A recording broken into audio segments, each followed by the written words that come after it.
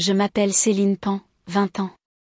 Mon identité a été cimentée dans le granit solide et immuable de la maternité.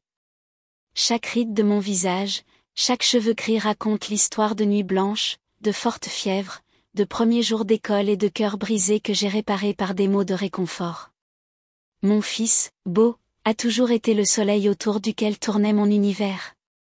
Après que son père nous a abandonnés, alors que Beau avait à peine 4 ans, nous sommes devenus une équipe, un duo inséparable. Il était ma raison de me lever chaque matin, ma plus grande réussite, mon amour le plus pur. Oh, c'est bien ce que je pensais. Cet aveu n'est pas tombé du ciel. Avec le recul, je vois les signes comme s'ils étaient peints en néon. Mais à l'époque, je refusais de les voir. Beau était rentré de l'école pour les vacances d'été, mais il n'était plus le même. Le garçon déjanté et énergique s'était transformé en un homme au regard profond et au silence prolongé. Je remarquais que son regard me suivait partout dans la pièce avec une intensité qui me donnait la chair de poule. Au début, je l'attribuais à la fierté. Mon fils avait grandi. Il était devenu pensif, sérieux. C'était naturel. Un après-midi, alors que je faisais la vaisselle, il s'approcha et posa son menton sur mon épaule, enroulant ses bras autour de ma taille, comme il le faisait quand il était petit. J'étais différente. La pression de ses bras était plus ferme, sa respiration plus rapide. Un frisson aigu et électrique me parcourut l'échine. Ça sent toujours aussi bon, maman, murmura-t-il dans mes cheveux. Mon corps se tendit. Une vague de confusion et d'inquiétude résonna en moi. J'éclatai d'un rire nerveux, un son strident qui sonnait faux, même à mes propres oreilles. Beau, ne sois pas bête, dis-je en m'essuyant les mains sur mon tablier d'un mouvement saccadé. Il se tenait là à m'observer, et dans ses yeux, j'ai vu une lueur de quelque chose que je ne voulais pas identifier. Les jours devinrent une torture silencieuse. Chaque regard, chaque effleurement de main lorsque je passais le sel sur la table, chaque « je t'aime, maman », prononcé sur un ton qui semblait chargé d'une signification nouvelle et dangereuse me rappelait le fossé qui nous séparait. J'ai commencé à l'éviter, à inventer des excuses pour ne pas m'asseoir à côté de lui sur le canapé lorsque nous regardions la télévision. Je me réfugiais dans la routine, dans les tâches ménagères, espérant que cette tension inconfortable, palpable, s'estomperait comme un mauvais rêve. Mais non. Il grandit le soir de son bel anniversaire. Tout atteignit un point critique. J'avais préparé son gâteau préféré, un geste normal, une tradition depuis des années.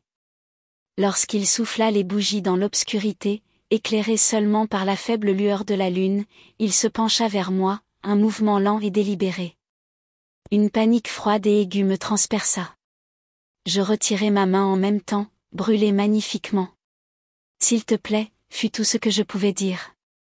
Ma voix était un fil, le son un couteau de désespoir dans son visage.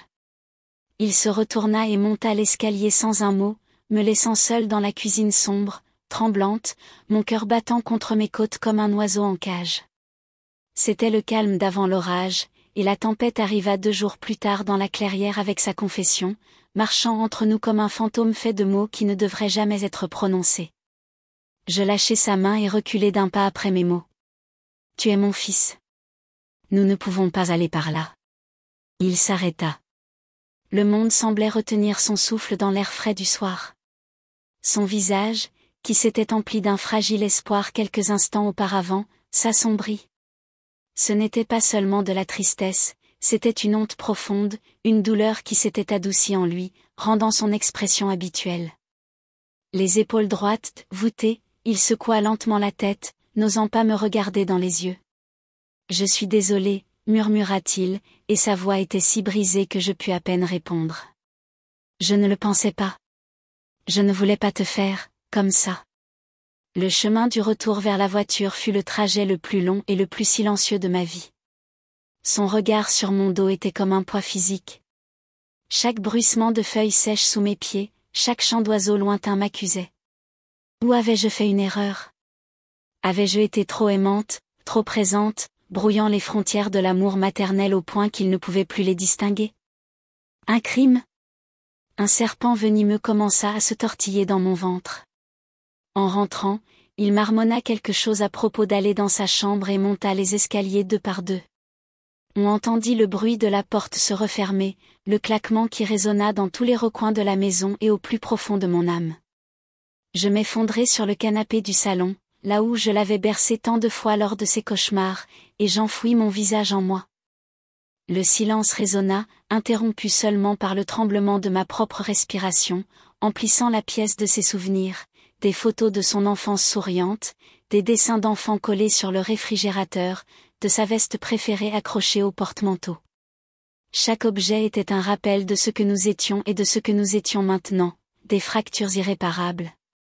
Ce soir-là, le dîner fut rude, un spectacle de routine forcée. Nous mangions en silence, le bruit des couverts et des assiettes bruyant. J'essayais de parler du voisin, de la météo, de n'importe quel détail, mais mes mots tombaient par terre, lourds et faux.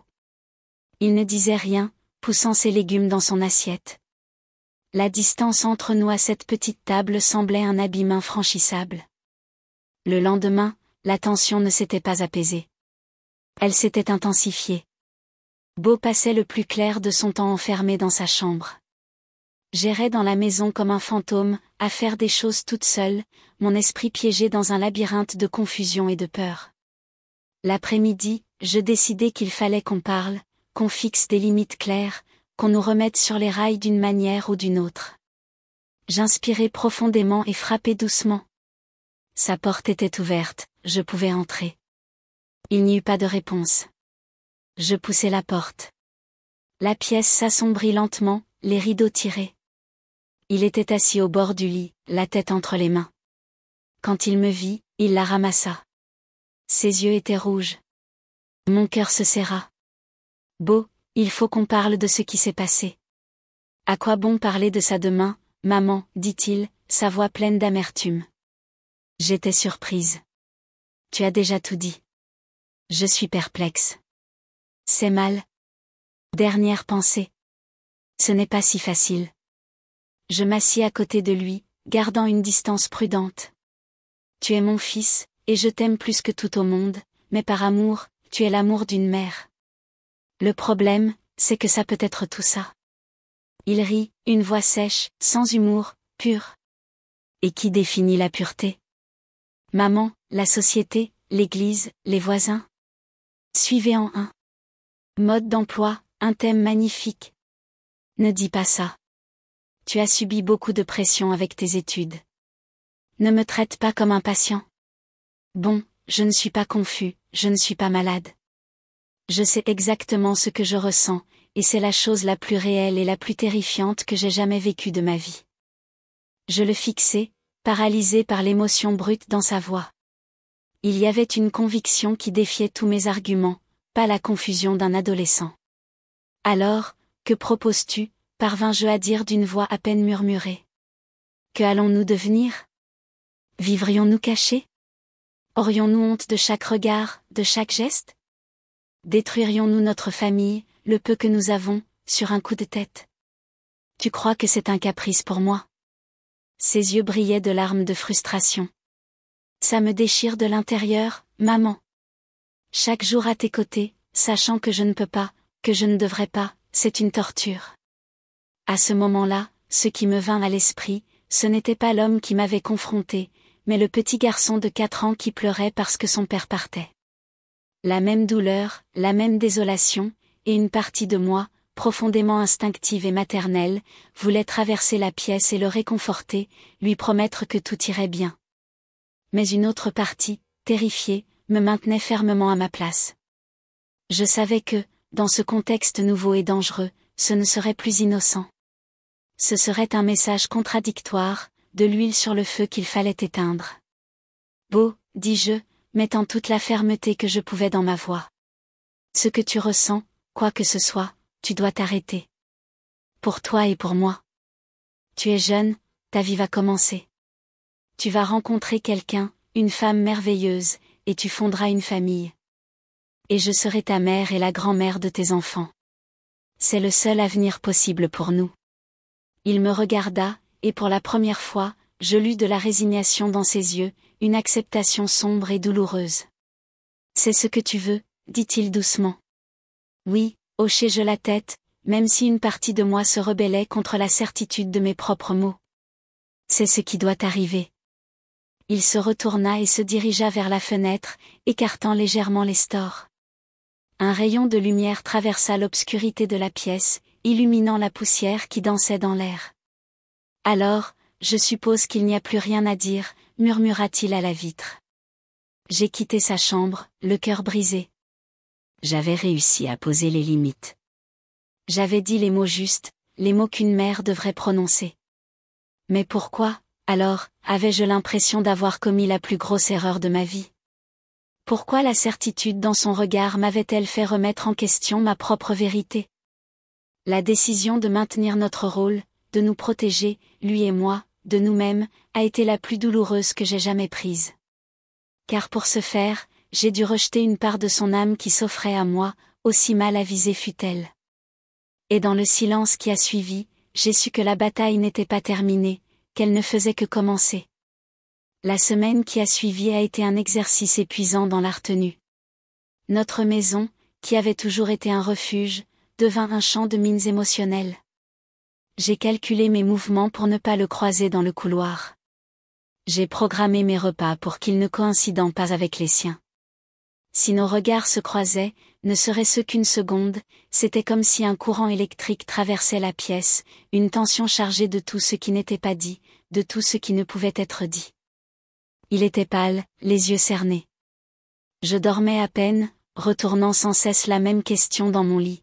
Avais-je bien géré la situation? Un soir, cherchant une distraction, je m'assis dans le vieux fauteuil de sa chambre, celui où je lui lisais des histoires jusqu'à ce qu'il s'endorme. Je voulais retrouver cette essence enfantine, me souvenir de la simplicité de notre amour passé. En allumant la lampe, je vis un carnet ouvert sur son bureau. Je n'avais pas l'intention de l'espionner, mais une phrase écrite de son écriture ferme attira mon attention. L'aimer, c'est comme retenir sa respiration pour éviter de se noyer dans son air. Une vague de honte et une curiosité interdite me transpercèrent. Je refermai le carnet d'un coup sec, le cœur battant la chamade, comme si j'avais vu quelque chose que je n'aurais pas dû voir, quelque chose de sacré et de profane à la fois. Cette phrase, si poétique et désespérée, n'était pas la confusion d'un adolescent, mais l'angoisse d'un homme. Le lendemain, il reçut un appel. C'était Martha, une camarade de classe dont il avait déjà parlé avec tendresse, me dis-je. Du salon, j'entendis des bribes de leur conversation. Non, Martha, ce n'est pas le moment de venir. Je suis désolée, c'est une affaire de famille. Sa voix était plate, évasive. Lorsqu'il raccrocha, je le regardai. Pourquoi ne l'invites-tu pas? Elle a l'air d'être une gentille fille. Il me lança un regard noir. Ne fais pas ça, maman. Ne fais pas ça. J'ai compris. Il essayait, de la manière la plus maladroite et la plus douloureuse, de suivre mes conseils. Il essayait de s'éloigner, de construire l'avenir que je voulais. Et le simple fait que je l'encourageais le détruisait. Ma tentative d'aider ressemblait à une cruelle trahison. La tension atteignit son paroxysme. Un après-midi pluvieux, l'électricité fut coupée, et la maison plongea dans une obscurité froide et humide. Nous allumâmes des bougies. La lumière vacillante dansait sur ses traits, le faisant paraître à la fois plus jeune et plus vieux. Nous étions assis dans le salon, chacun de son côté, le crépitement de la pluie contre la fenêtre étant le seul bruit. Soudain, sans me regarder, il parla. Tu te souviens quand j'avais 6 ans et que je suis tombée de l'arbre dans le jardin? Le changement de sujet me déconcerta. Oui, tu t'es cassé le bras. C'était terrible. Ce dont je me souviens, poursuivit-il, le regard fixé sur la flamme d'une bougie, ce n'est pas la douleur, c'est que tu m'as porté jusqu'à la maison, même si j'étais déjà trop grand, et que je pleurais plus que toi. Et tu m'as promis que tu ne laisserais plus jamais, jamais, recommencer comme ça. Une boule d'émotion se forma dans ma gorge. Je me souviens. Il me regarda enfin. Ça fait plus mal qu'un bras cassé, maman, et tu ne peux pas m'emporter loin de ça. Ces mots me désarmèrent complètement. Toutes mes défenses, toute ma fermeté s'effondrèrent devant cette vérité simple et dévastatrice. 2 larmes brûlantes coulèrent sur mes joues. Il les vit, Et puis c'est arrivé. Il se leva, traversa la pièce, et avec une lenteur qui me sembla durer une éternité, il s'agenouilla devant moi et posa son front sur mes genoux, comme il l'avait fait quand il était petit après un cauchemar. Un son s'échappa de lui, un son profond et déchirant, et incapable de le retenir plus longtemps, je laissai tomber mes mains sur sa tête, enfonçant mes doigts dans ses cheveux. Je les caressai tandis qu'il pleurait, ses larmes trempant ma jupe. Ce n'était pas le geste d'une mère, ni celui d'une amante. C'était quelque chose de plus primaire, de plus essentiel. C'était le réconfort de deux âmes perdues dans une tempête qu'aucune d'elles n'avait choisie. À cet instant, il n'y avait ni devoir, ni moralité, ni ce que les gens pourraient dire. Il n'y avait que sa douleur et mon besoin impérieux de l'apaiser. Je sentais sa chaleur à travers le tissu, le tremblement de son corps, et une vague d'amour si intense, si terrifiante, qu'elle me coupa le souffle pendant un instant qui me sembla une éternité. Je ne savais pas où s'arrêtait l'amour maternel et où commençait autre chose. Et le plus terrifiant, c'est que dans cet abîme de confusion, je ne voulais pas le savoir. C'est lui qui rompit le charme. Il se releva comme si je le brûlais.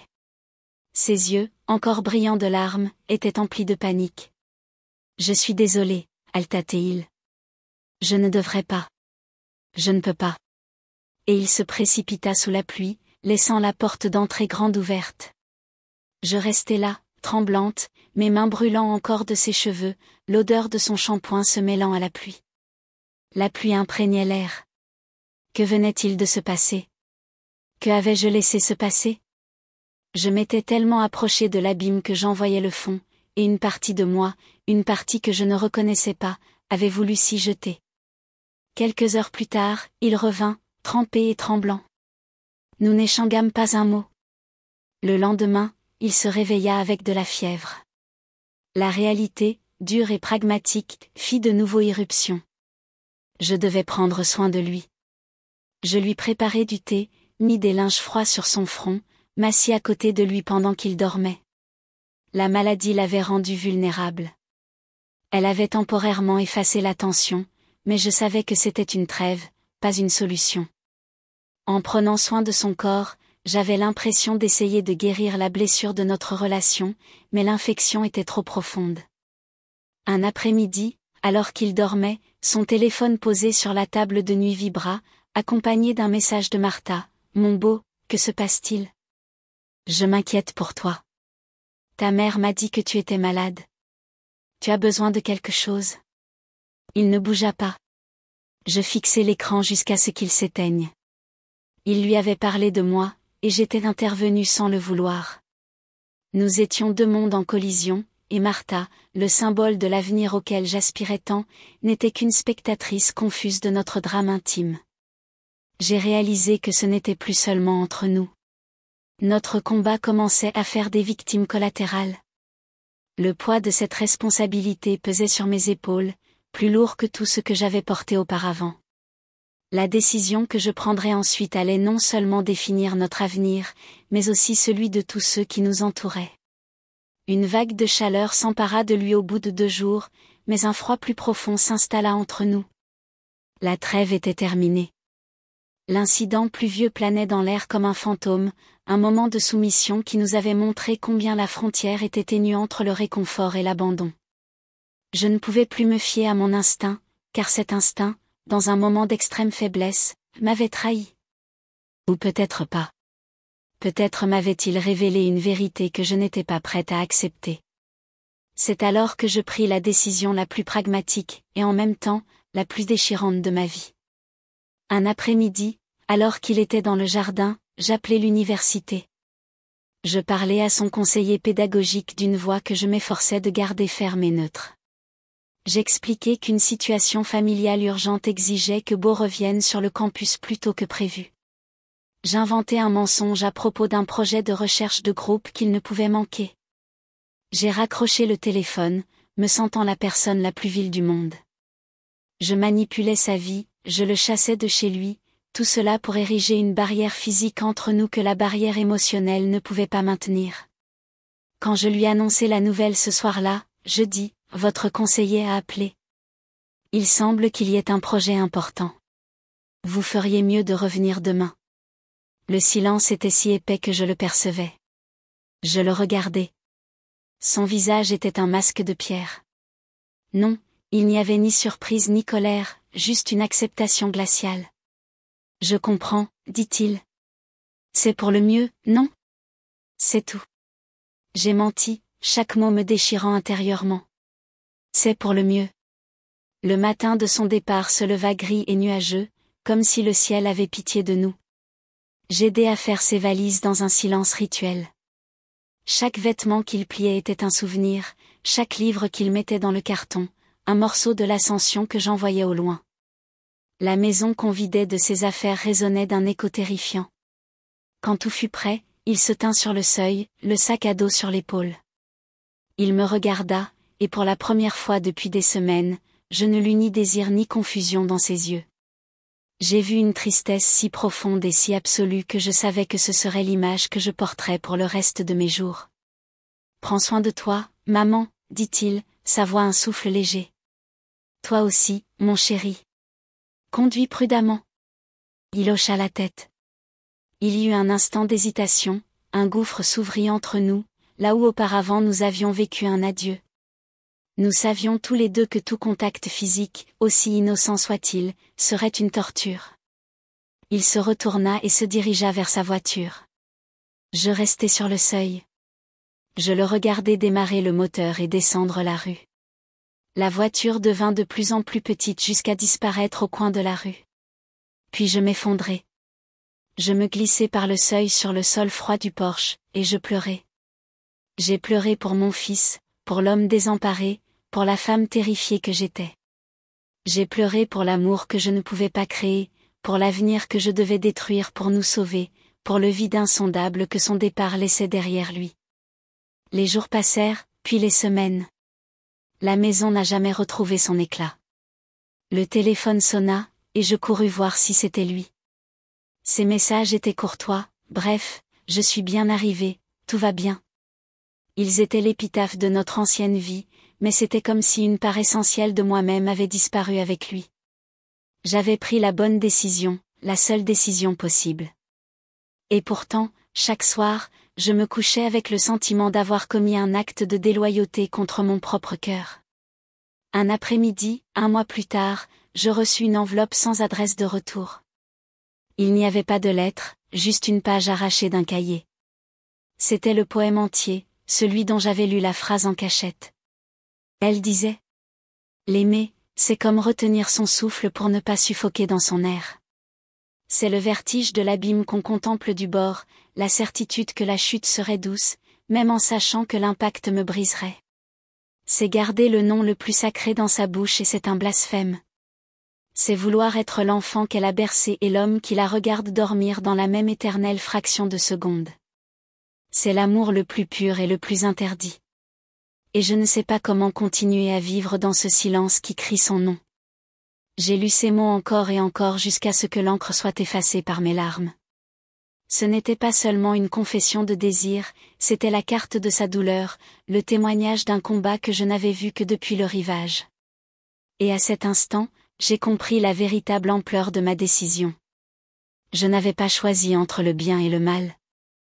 J'avais choisi entre deux sortes de souffrances, la souffrance d'un amour impossible et corrupteur et la souffrance d'un amour maternel qui doit se mutiler pour survivre. J'avais choisi l'amputation pour sauver la patiente, sachant que nous serions tous les deux paralysés à jamais. Maintenant, je suis assise ici dans la maison silencieuse, le poème froissé à la main. Mon fils est parti. J'ai rempli mon rôle de mère jusqu'aux conséquences ultimes et les plus déchirantes. J'ai fait le maximum, celui qui le protège de moi et de nous. Et pourtant, quand je ferme les yeux, je ne vois pas l'homme qu'il était, mais le garçon au sourire facile, le jeune homme qui me servait sans arrière-pensée. Il me manque avec une force qui me brise le cœur. Je l'ai perdu à jamais, et c'est la blessure qui ne guérira jamais, le prix, la tristesse éternelle d'une décision qui, même si elle était la bonne, a été comme le plus grand de mes échecs. L'amour guérit tous, dit-on. Mais personne ne vous dit quoi faire quand l'amour lui-même est la maladie.